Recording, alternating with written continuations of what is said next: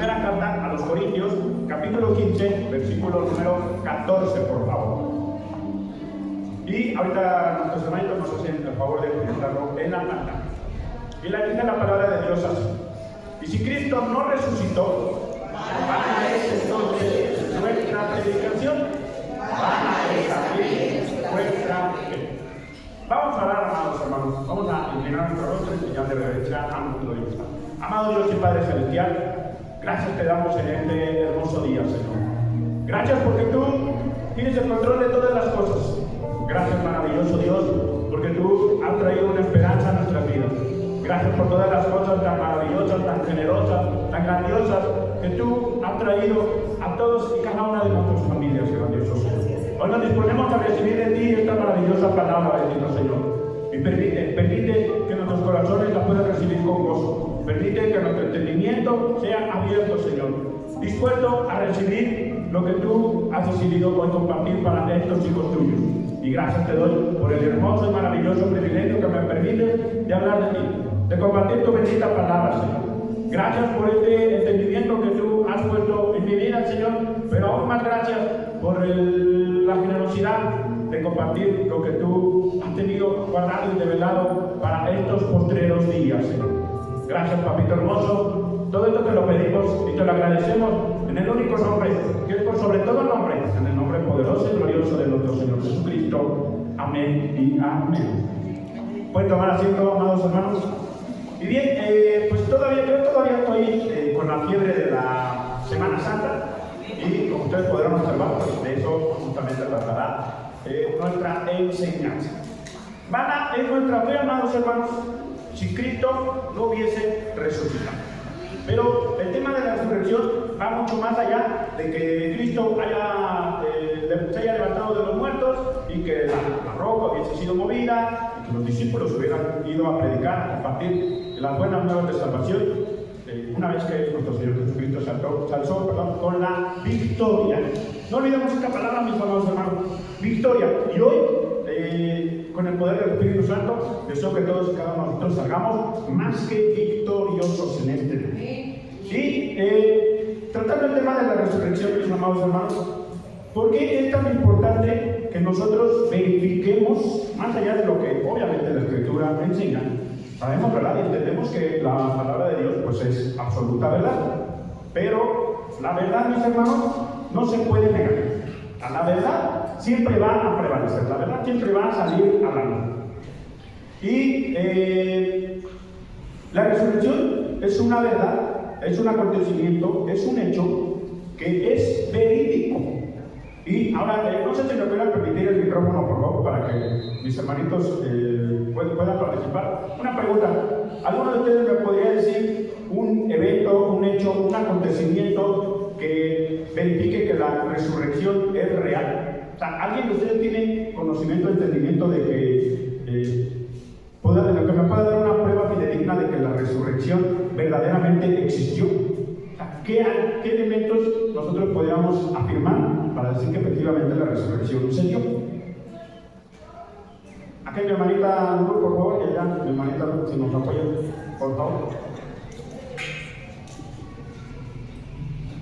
Bueno, no que lo haya yo visto, pero una cosa es cierta, científicamente han comprobado que lo que le llamaban el subario, no han logrado definir todo este teórico de que es del año en que el Señor Jesucristo fue inventado y que pues ahí es como un cuerpo, una imagen, pero no define que no haya sido, sino que estuvo un cuerpo ahí y que desapareció. Exacto. Gracias, hermanita. Allá nuestra hermanita, por favor. Bíblicamente, el apóstol Esteban no creía que Jesús había resucitado, y cuando Jesús se le presentó, él incluso dejó que Esteban metiera su mano en el costado. Perdón. Y también sus dedos en los orificios que le quedaron.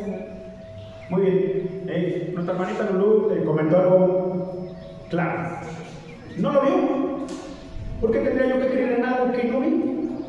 ¿Verdad? Pero, ¿qué creen, hermanos? Que a pesar de que no lo vi, hay evidencias científicas que afirman que la resurrección efectivamente existió. Y más allá de que no lo vi, hay testimonios que verifican y certifican que la resurrección verdaderamente se dio. Vayamos al Evangelio de Marcos, por favor, capítulo 6, versículo número 9. Pastor. Si podríamos, igual no lo vimos, pero el testimonio de los soldados, antes de que los quisieran sobornar, el testimonio de los soldados fue de que no estaba el cuerpo. Así es, efectivamente, pastor. Y de esto también vamos a hablar. Ahora sí, nos dirigimos al Evangelio de Marcos, capítulo 16, versículo número 9. ¿A quién se le apareció por primera vez el Señor Jesucristo? Y vamos a ir haciendo el conteo de a cuántas personas se le fue apareciendo al Señor Jesucristo en la resurrección. A una mujer, en primer lugar, a quien se le apareció fue a una mujer. Y esto nos muestra una poderosa enseñanza. Habiendo pues resucitado Jesús por la mañana, el primer día de la semana, apareció primeramente, dice la Escritura, a María Magdalena, de quien había echado 7 demonios. Aquí está. Testimonio de una mujer, María Magdalena. Ella puede dar constancia, evidencia de que el Señor Jesucristo resucitó. Vayamos al Evangelio de Mateo, capítulo 28, versículo número 5, por favor. No solamente se le apareció a María, también se le apareció a más mujeres. Dice la Escritura así: mas el ángel, respondiendo, dijo a las mujeres: no temáis vosotras, porque yo sé que buscáis a Jesús, el que fue crucificado. Sí, está hablando en plural el ángel, quiere decir que además de María, que fue la primera mujer a la que se le presentó, también había otras mujeres con María. Entonces, el testimonio de más personas que presencian el mismo hecho pueden certificar que ese acto verdaderamente ha sucedido, ¿verdad? Y qué mejor, mis amados hermanos, que presentársele a las mujeres, ¿verdad? Porque la mujer tiene una capacidad cognitiva de retener muchísimo mejor las cosas. La mujer se fija más en los detalles, ¿verdad? La mujer tiene esa habilidad, esa capacidad para mirar detenidamente. Entonces, imagínense qué características y qué detalles no podían dar ellas de todo lo que habían observado, ¿verdad? Por eso en la Escritura y específicamente en el libro de los Hechos podemos nosotros observar cómo esos eventos se precisan de una manera muy detallada, porque el primer relato que hay de ellos pues es gracias a las mujeres. Primera carta a los Corintios, por favor, capítulo 15, versículos del 4 al 8. Y fue en aumento, ¿no? Se le presentó a las mujeres, y posteriormente aquí el apóstol Pablo nos indica cómo fue el evento o el número de personas a las cuales se fue apareciendo el Señor Jesucristo en la resurrección. Aquí decidí tomar el versículo 4 porque pues, justamente la narración habla de la resurrección de nuestro Señor Jesucristo. Dice así: y que fue sepultado y que resucitó al tercer día. Ojo con esto, mis hermanos, conforme a las Escrituras. Nuestro Señor Jesucristo sujetándose a la ley. Y que apareció a Cefas. ¿Quién es Cefas? Pedro, ¿verdad?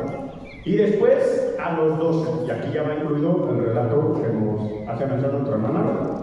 O sea, en términos concretos, apareció a Pedro primeramente y posteriormente a los discípulos. Después apareció a más de 500 hermanos a la vez. María, varias mujeres, Pedro, más los 12 y 500 más. Imagínense cuántos llevamos ahí, ¿verdad? Más esas mujeres, ¿a cuántas personas más no se lo comunicaron? Y lo que decía nuestro pastor, ¿verdad? Los soldados romanos, ahí es un aspecto muy importante. Los soldados romanos, efectivamente, la misma Escritura advierte que los fariseos entregaron dinero a los soldados romanos para que estos testificaran que el cuerpo del Señor Jesucristo había sido robado. Pero aún así, mis amados hermanos, a ellos les costó la vida, porque ellos tenían que certificar. Primero, ellos estaban en la guardia del sepulcro, porque tenían que custodiar que el cuerpo permaneciera ahí, ¿verdad? El hecho de que el cuerpo ya no estuviera, aún así a los soldados romanos les costó la propia vida. Y no solamente a los soldados romanos, seguramente a sus familias. Entonces, eso también es un testimonio que nosotros podemos añadir. Las familias de los soldados romanos pueden testificar que efectivamente el Señor Jesucristo resucitó. Por más que ellos pretendieran torcer la versión o añadirle otras cosas, mentir, pues es sumamente imposible. Siguiente versículo, por favor. Después apareció a Jacobo, después a todos los apóstoles, y les volvió a aparecer. Ya se les había aparecido una vez, aquí de acuerdo al relato, pero se les volvió a aparecer, mis hermanos, para confirmar, para testificar que verdaderamente ese hecho había acontecido. Y fíjense lo interesante que dice aquí. Y al último de todos, como a un abortivo, me apareció a mí, dice el apóstol Pablo. Y el apóstol Pablo se encontraba a cientos de kilómetros de la ciudad de Jerusalén, donde había sido sepultado nuestro Señor Jesucristo. El apóstol Pablo se encontraba cerca de Turquía. Entonces, si nosotros hacemos un análisis en el mapa, pues imagínense qué tan lejos está Turquía de la ciudad de Jerusalén. Y dice el apóstol Pablo que se le apareció a él también, ¿verdad? Se le apareció Cristo resucitado. Entonces tenemos los 500, tenemos a María, tenemos a las mujeres, tenemos a los apóstoles y aún tenemos a Pablo, más los soldados romanos, ¿verdad?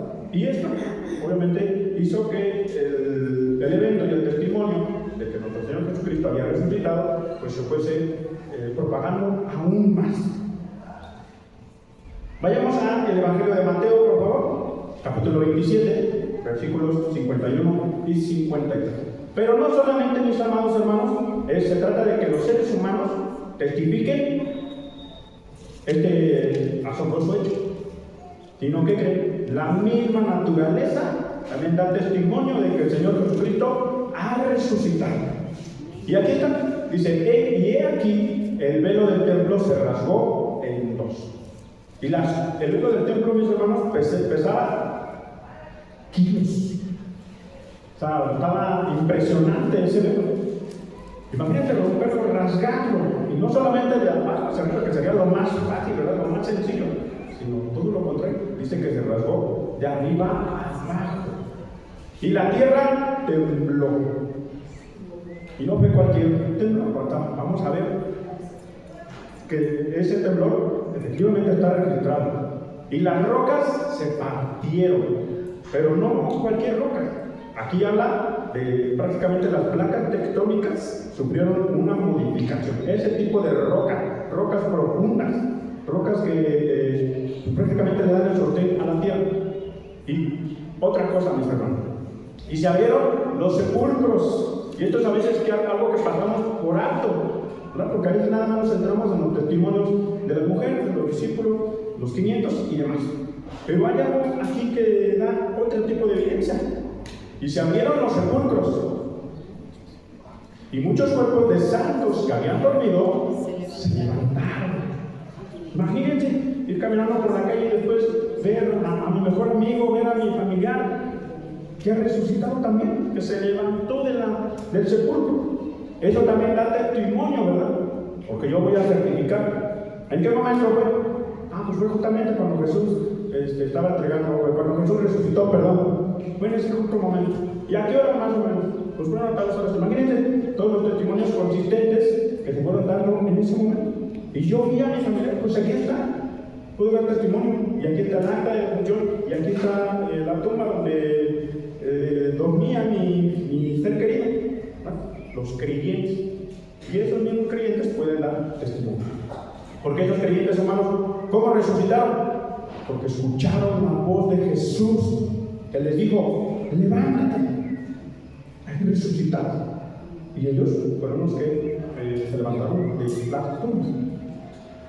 Y saliendo de los sepulcros después de la resurrección de él, vinieron, no solamente se quedaron ahí, en el lugar donde ellos habían sido sepultados, y no solamente se quedaron ahí con sus amigos, ¿verdad? En la colonia donde vivían, y no fueron a recorrer ese lugar donde pasaron muchísimo tiempo, sino que además, ¿qué sucedió? Vinieron a la santa ciudad, a Jerusalén. ¿Y por qué fueron a Jerusalén, mis hermanos? Porque fueron a dar testimonio. ¿Recuerdan ustedes el relato del el leproso, ¿verdad? Cuando Jesús sana al leproso le dice, ve y preséntate al templo para que el sacerdote dé testimonio de que tú efectivamente has sido sanado. En el templo de Jerusalén, cuando sucedían milagros de tal magnitud, tenía que acudir la persona junto con otros testigos para certificar que efectivamente ese milagro es real. Entonces no solamente se quedaban nada más con que ellos resucitaban en el lugar donde habían vivido, sino que tenían que acudir a la ciudad de Jerusalén para que el sacerdote diera el testimonio de ello. Imagínense la impresión que se llevaron los miembros del Sanedrín, los que juiciaron a Jesús, los que lo condenaron a muerte, y ver a esas personas que habían resucitado. Entonces no es un hecho que nosotros podamos pasar por alto y que podamos nosotros callar, ¿verdad? Ahora, esos son lo que se encuentra registrado en la Biblia, pero como les decía, no solamente se encuentra registrado en la Biblia, sino que físicamente, materialmente, en el mundo, tiene que existir evidencia de lo que vive. Mi hermano, si le ponen las últimas dos imágenes, por favor.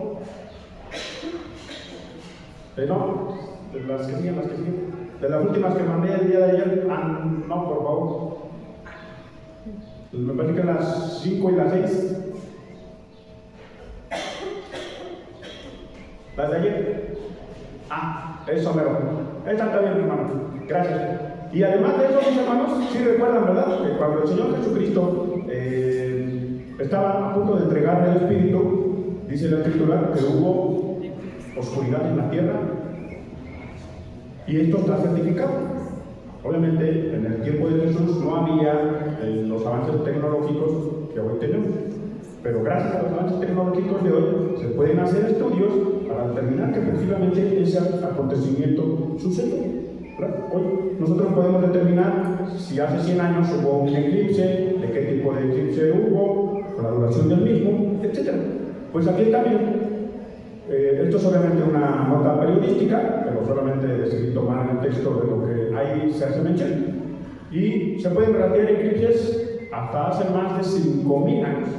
Por lo tanto, hay evidencia científica de que la Tierra se oscureció cuando el Señor Jesucristo estaba entregando el Espíritu. Y existen científicos alemanes que también hicieron estudios en la Tierra y determinaron que no solamente hubo un terremoto, ya lo vimos, ¿verdad? Hace unos minutos, que la tierra tembló cuando se abrieron los sepulcros. No solamente se registra ese temblor, hermanos, también cuando el ángel desciende a la tumba de nuestro Señor Jesucristo, dice que la tierra tembló y la roca fue movida. Pues, ¿qué creen, mis hermanos?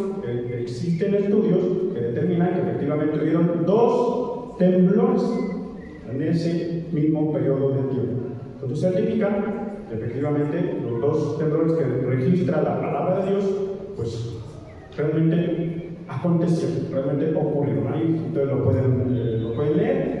Y el terremoto no es lo mismo un sismo a un terremoto. Sismos son los que presenciamos nosotros y son bastante pues de temer, ¿verdad? Sí nos da como que cosas a pensar. Pero un terremoto, si yo comparo un sismo de 6 grados a un terremoto de 6 grados, un terremoto es de muchísima más magnitud. Lo que se mide es el movimiento y la vibración que se provoca en la Tierra. Pero un terremoto es de muchísima más magnitud a la de un sismo. Y la Biblia habla de terremotos, no de sismos. Por lo tanto, tenemos ahí pruebas y evidencias materiales, científicas, de que eso verdaderamente aconteció. Y la resurrección, pues no nos deja a dudas de que esta existió. Ahora sí, las primeras imágenes que me hicieron favor de poner, mis hermanos, la tumba de Jesucristo verdaderamente existe. Ahí está, mis hermanos. Esta es una fotografía, digamos que lo más reciente que nosotros podemos contemplar de nuestro Señor Jesucristo. Obviamente, las gracias de esa tumba pues está resguardada, pero hay turistas de todo el mundo que van a visitar la tumba de nuestro Señor Jesucristo. De hecho, es uno de los 10 lugares más visitados en toda la humanidad. visitarán las pirámides, visitarán Egipto, etc. Pero la tumba de nuestro Señor Jesucristo es uno de los lugares más visitados. Es la única tumba en el mundo que está vacía. Y eso también da testimonio y certifica de que la resurrección de nuestro Señor Jesucristo efectivamente se dio. Y pues es un proceso, es un filtro muy celoso, porque solamente tienen poquitos minutos para presenciar la tumba, certificar que efectivamente pues, está vacía, y pues obviamente hay guías de turistas que explican todo lo que ahí aconteció. Y hay otra, me parece que no la puse, pero hay otra toma donde demuestra que efectivamente esa tumba no le pertenecía a nadie, era una tumba cuyo único dueño sería nuestro Señor Jesucristo, y esa tumba está rodeada de un jardín precioso, y ese jardín es el único que hay alrededor de todas las demás tumbas que existen cercanas a él. Todas las demás tumbas están áridas, secas, completamente vacías, pero la tumba de nuestro Señor Jesucristo tiene un jardín precioso. Entonces, eso también muestra el poder y la gloria de nuestro Señor Jesucristo.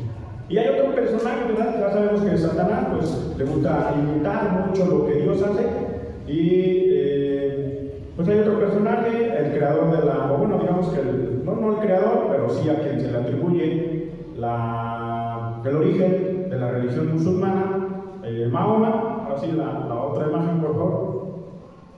Y veamos, ya vimos la tumba de nuestro Señor Jesucristo, ¿verdad? Pues esta es la tumba de Mahoma. Y miren, bien decoradita, bien adornadita, limpiecita. Eso que ustedes ven dorado, mis hermanos, es oro. Eso que ustedes contemplan ahí de color dorado es oro. No sabría yo decirles qué calidad de oro es, pero de que está bañada en oro la tumba de Mahoma, lo está. Y hay otra toma donde hay igual unas personas alrededor, esa misma. Y miren, ahí está. Notamos la diferencia, ¿verdad? Los visitantes de la tumba de Mahoma pues están en mejores condiciones, y el cuerpo de Mahoma sí descansa en ese lugar. Los restos de Mahoma, los huesos de Mahoma, sí se encuentran ahí, y los musulmanes lo saben. Ellos están esperando que cuando venga el Dios de los musulmanes, Alá, pues levante a su profeta elegido, ¿verdad? Y pues entonces muestre supuestamente a Alá su verdadero poder. Pero, pues así como los restos de Mahoma, hay restos de muchísimos más personajes, ¿verdad? Y eso nos marca una gran diferencia. De hecho, los musulmanes tienen la obligación de visitar la tumba de Mahoma. Tienen la obligación de visitar la mezquita de Omán. Hay otro lugar que ellos tienen que visitar, la verdad creo que se me fue el nombre, pero es un lugar, la Meca. Tienen que ir a visitar la Meca, un tipo cubo negro, en donde se reúnen todos los musulmanes, un parque así enorme, y hay muchísimos musulmanes. Ese es el primer lugar. Tienen que ir a visitar la tumba de Mahoma. Y el tercer lugar, obligatorio para visitar para los musulmanes, ¿cuál creen que es? La tumba de Jesús. Porque Jesús es mencionado en el libro del Corán, pero Jesús es mencionado como un profeta. Pero los musulmanes están obligados a ir a visitar incluso la tumba de Jesús. Y, oh sorpresa, porque cuando van a visitar la tumba de Jesús, se cuestionan, ¿cómo? La tumba del profeta elegido por Alá está ocupada porque tiene restos, y la tumba de Jesús está vacía. Y eso es algo maravilloso, porque Dios toca los corazones de algunas de esas personas, y muchos de ellos se convierten al cristianismo. Ustedes pueden verificar esos testimonios en YouTube. Es maravillosa la resurrección, ¿verdad, mis amados hermanos? Es asombroso, es impresionante. Pero ahora viene otra pregunta más importante que esa. Y es, ¿cuál fue el motivo por el cual nuestro Señor Jesucristo resucitó? Y más aún, ¿cuál fue el motivo por el cual Dios resucitó a nuestro Señor Jesucristo? Porque miren, cuando vivimos en nuestras enseñanzas de la Semana Santa, las 7 palabras en específico, nos enseñaron, ¿verdad?, que hay una de esas palabras. Nuestro Señor Jesucristo proclamó: consumado es, teletestai, ¿verdad? Ya no hay más, ¿ya? Todo está pagado, todo se ha cumplido, ya todo está hecho, ya no hay más. Pero yo me preguntaba, pues si ya no hay más, ¿cuál fue la necesidad de que nuestro Señor Jesucristo resucitara? Si ya todo estaba consumado en la cruz del Calvario, ¿para qué tenía que resucitar Jesucristo? ¿Cuál era el motivo? ¿Cuál era el fundamento? ¿Cuál era la razón por la cual nuestro Señor Jesucristo tenía que resucitar? Si Jesucristo dijo, consumado es, ya está todo terminado. ¿Acaso faltaba algo más por hacer? ¿Acaso se le había olvidado algo a Jesucristo y por eso tenía que resucitar? ¿Qué piensan ustedes, hermanos? ¿Alguno de ustedes quiere levantar su manita y darme su punto de vista? Y esto es importante que nosotros nos lo cuestionemos, ¿verdad? Porque volvemos a lo mismo. Es parte de la base de nuestra fe. Porque todos los ataques del enemigo, mis hermanos, vienen por esas áreas. Todos los ataques del enemigo siempre vienen para hacernos cuestionar, para hacernos dudar de la base de nuestra fe. Adelante, por favor. Para que empezara el periodo de la gracia y todos lleguemos al arrepentimiento y podamos ser salvos. Ok, gracias, hermanita. Vamos a descubrir, mis hermanos, por qué era necesario que el Señor Jesucristo resucitara. Y en parte tiene razón lo que acaba de decir nuestra hermana. Vayamos a la carta a los Romanos, por favor. Adelante, mi hermano, por favor.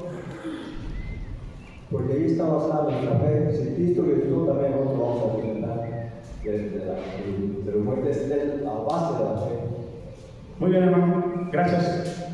Sí, efectivamente, pero hay una razón poderosa por la cual el Señor Jesucristo tenía que resucitar. Y miren, esta versión lo explica de una manera más que clara.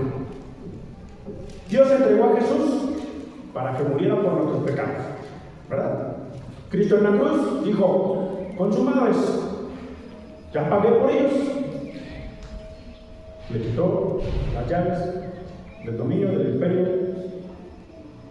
al enemigo. Y ya el enemigo ya no tiene más poder sobre nosotros porque nuestros pecados fueron perdonados. Él pagó la deuda, ¿verdad? Porque la ira de Dios cayó sobre Jesús. La ira de Dios se posó sobre nuestro Señor Jesucristo. Él pagó por nosotros. Por eso dijo, ya está pagado. Consumado es, teletestai. Ya no hay más. Digo, ¿para qué la resurrección? ¿Cuál es el motivo? ¿Cuál es la razón? Para que fuéramos declarados inocentes. Dice la versión Reina Valera, para que nosotros fuéramos justificados. ¿Qué es ser justificados, hermanos? Ser declarados inocentes. Sí, efectivamente, el Señor Jesucristo tenía que resucitar, porque es la base de nuestra fe, efectivamente. Pero ¿cuál es mi fe? El creer que el Hijo de Dios ha pagado. Creer que el Hijo de Dios ha cancelado la deuda por nosotros. Y esto es sumamente importante, mis amados hermanos, que nosotros lo entendamos. Porque bajo esa premisa, el enemigo ya no va a tener más poder sobre nosotros. Bajo esa premisa, el enemigo ha quedado completamente desarmado. El enemigo ya no tiene más oportunidad. El enemigo ya ha quedado completamente vencido. El golpe mortal fue el hecho de que nuestro Señor Jesucristo resucitara. Vayamos a Romanos capítulo 10, versículo 9, por favor. Y también lo encontramos en la traducción lenguaje actual. Pues si ustedes reconocen, ya Jesucristo hizo la obra. Jesucristo ha resucitado. Jesucristo resucitó para que nosotros fuéramos declarados inocentes. El pecado ya no tiene más poder, dominio sobre nosotros. Ya no hay nada de lo que el diablo me pueda acusar. Pero ahora viene mi parte. Ahora me toca a mí. Ahora yo tengo que ser responsable con lo que el Señor Jesucristo ha hecho por mí. Y aquí está la base de todo. Pues si ustedes reconocen con su propia boca que Jesús es el Señor, ese es el primer paso, esa es la primera acción que yo tengo que hacer. Declarar, confesar con mi boca que Jesús es el Señor. En primer lugar. Y no dejarme intimidar, no dejarme llevar por la presión del mundo, de negar que soy cristiano, que creo en Jesucristo. Tengo que confesarlo con mi boca. Y más allá de eso, mis hermanos, creer de corazón que Dios lo resucitó. Pero nada más lo resucitó. Y para eso también fue que en esta predicación fue óptimo que lo hiciéramos así, en dos partes, ¿no? Porque yo podré declarar que Jesucristo resucitó. Mira, pues ¿cómo no vas a creer en la resurrección de Jesús? Pues si ahí está la tumba, si ahí están los terremotos, si hay testimonios de personas, ¿cómo no vas a creer en la resurrección de Jesús? Pero ustedes creen que con eso yo voy a alzarme con la victoria. No, yo me voy a alzar con la victoria declarando que Jesucristo resucitó para que yo fuese inocente. Porque esa es la razón por la cual el Señor Jesucristo resucitó. Sí, para mostrar su poder, sí, para mostrar su señorío sobre la muerte, efectivamente, porque es el milagro más grande que se ha registrado en la historia humana. Pero el motivo principal por el cual nuestro Señor Jesucristo resucitó fue para que yo fuese declarado inocente, sin culpa, para que yo fuese justificado por el Señor Jesús. Porque el justo pagó por los injustos. El que no tenía pecado pagó por mí, que yo tenía pecado. El que no merecía el castigo pagó el castigo que yo sí merecía. Esa es la justificación, mis hermanos. Por eso tengo que ser yo declarado inocente. Y me pone de nuevo el pasaje, por favor. Y entonces tengo que creerlo de todo mi corazón, mis hermanos. Tenemos que creer de todo nuestro corazón que yo verdaderamente ya soy declarado inocente. Que ya verdaderamente mis pecados han sido perdonados. Que la deuda ha sido cancelada. ¿Y se da cuenta que esa es la mayor estrategia que el enemigo utiliza en contra de nuestras vidas?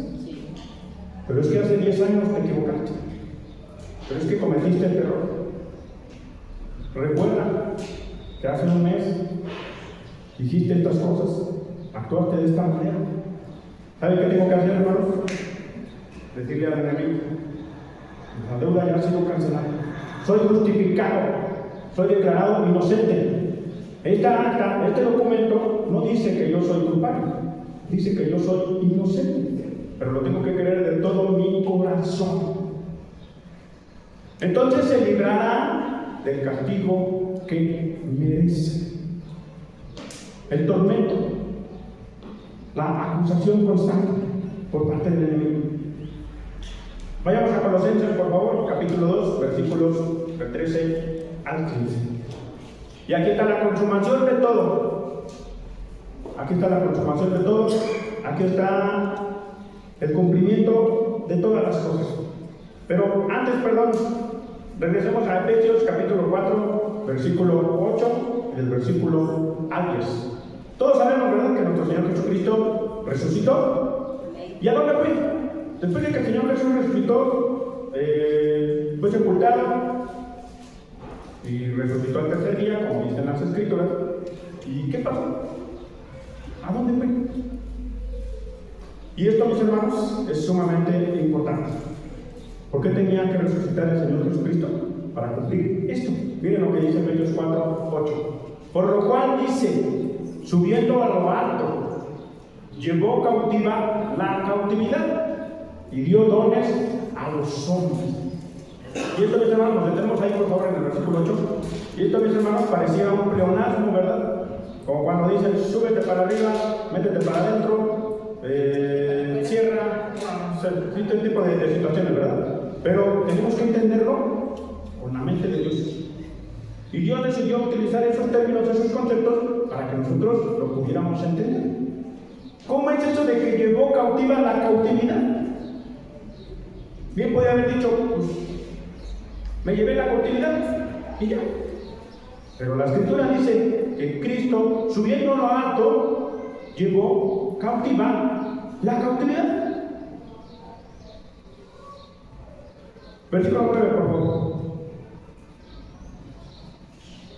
Y eso de que subió, fíjense, esto todavía enreda más las cosas. Porque dice, y eso es lo que me lo aportó el Pablo, y eso de que subió, ¿qué es? Sino que también había descendido primero a las partes más bajas de la tierra. Versículo 10, por favor. El que descendió es el mismo que también subió por encima de todos los cielos para llenarlo todo. Ahora se me coloca por favor la versión, nueva traducción viviente. Y fíjense, esto me maravilló, esta versión me enamoró. Me hace ver las cosas todavía con muchísima mayor profundidad. Por eso las escrituras dicen, cuando ascendió a las alturas, se llevó a una multitud de cautivos. No olvidemos eso. Aquí ya está más claro. Aquí ya no me dice, llevó cautiva a la cautividad. Aquí ya me dice que se llevó a una multitud de cautivos. Ya los apresó, los tomó y se los dio. Y dio dones a su pueblo. 9, por favor. Fíjense que dice, ascendió. Sin duda, eso significa que Cristo también descendió a este mundo inferior. Y versículo 10, y este es el que me encantó. Y el que descendió es el mismo que ascendió por encima de todos los cielos. Cristo bien se pudo haber quedado en el cielo, ¿verdad? Una vez que Cristo había descendido y subió, bien Cristo se pudo haber quedado en el cielo, ¿verdad? Ahí, con su Padre. Y aquí, a la derecha, a la diestra de Dios, aquí te quedas. Pero ¿qué dice la Escritura? Que por encima de todos los cielos. ¿Con qué propósito? A fin de llenar la totalidad del universo con su presencia.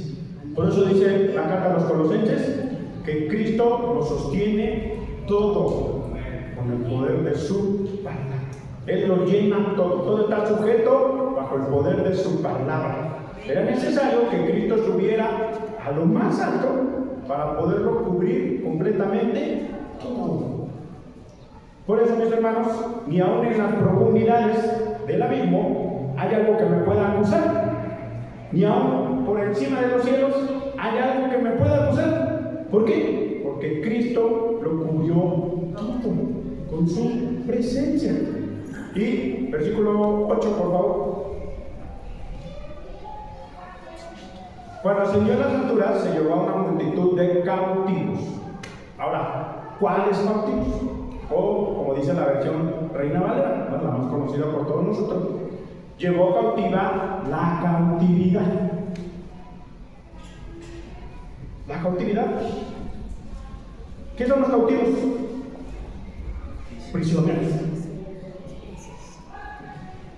Castigados. Esos son los cautivos. Nos dice el Señor Jesús que llevó cautiva la cautividad. Le puso cadenas a la cautividad, a los prisioneros, a los condenados. Pero, ¿cuáles condenados? Ahora sí, vayamos a Colosenses capítulo 2, versículo 13 al versículo 15, por favor. Y aquí está el cuadro completo, mis hermanos. Y a vosotros, una vez más, dice la Escritura, estando muertos en pecados y en la incircuncisión de vuestra carne. ¿Qué sucedió?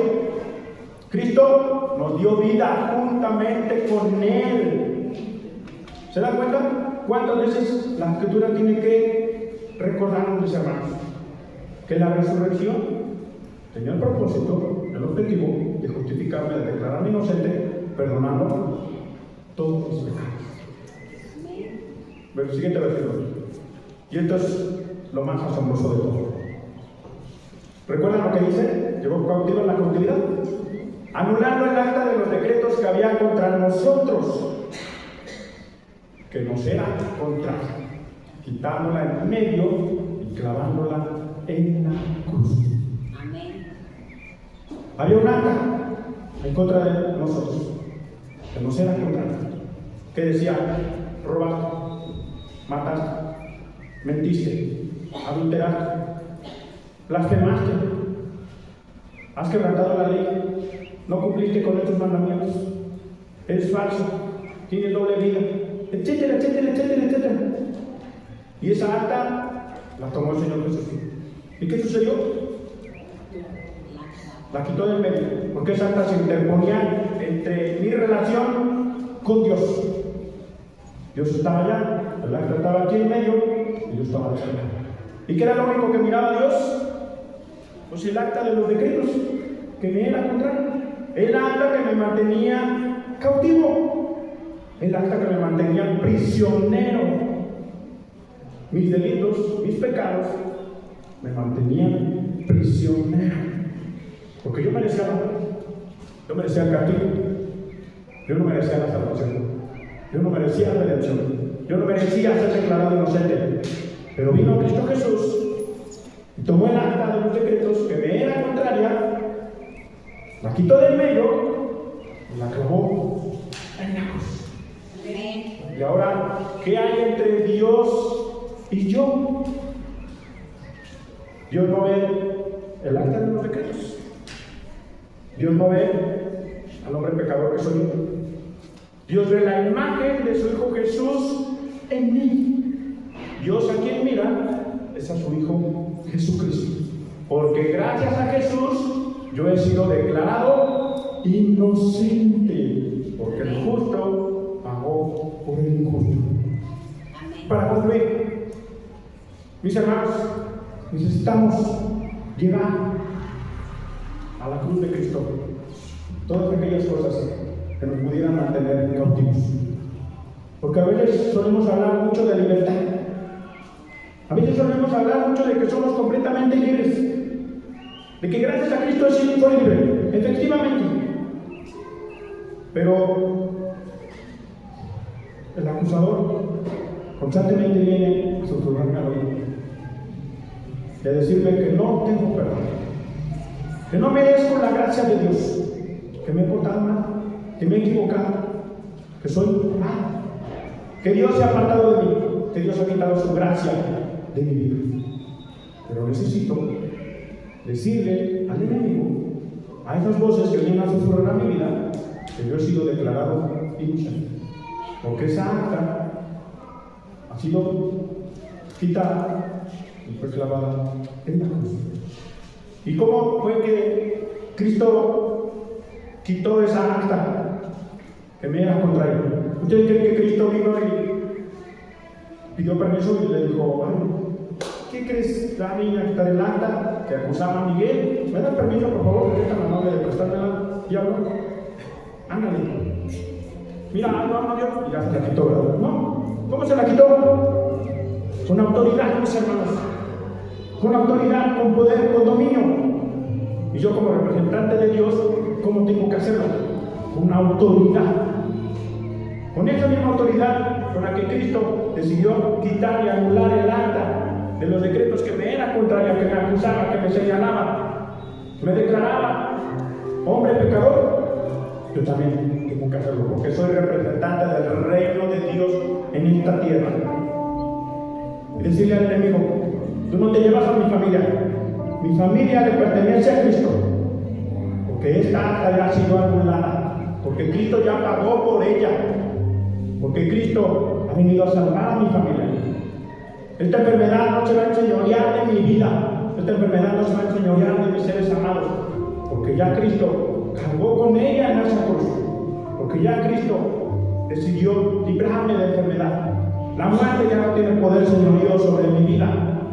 Con esa misma autoridad, con ese mismo poder con el que Cristo vino y tomó el control, el dominio de todas las cosas, porque soy su hijo, yo también tengo esa misma autoridad y ese mismo poder para tomar esas cosas.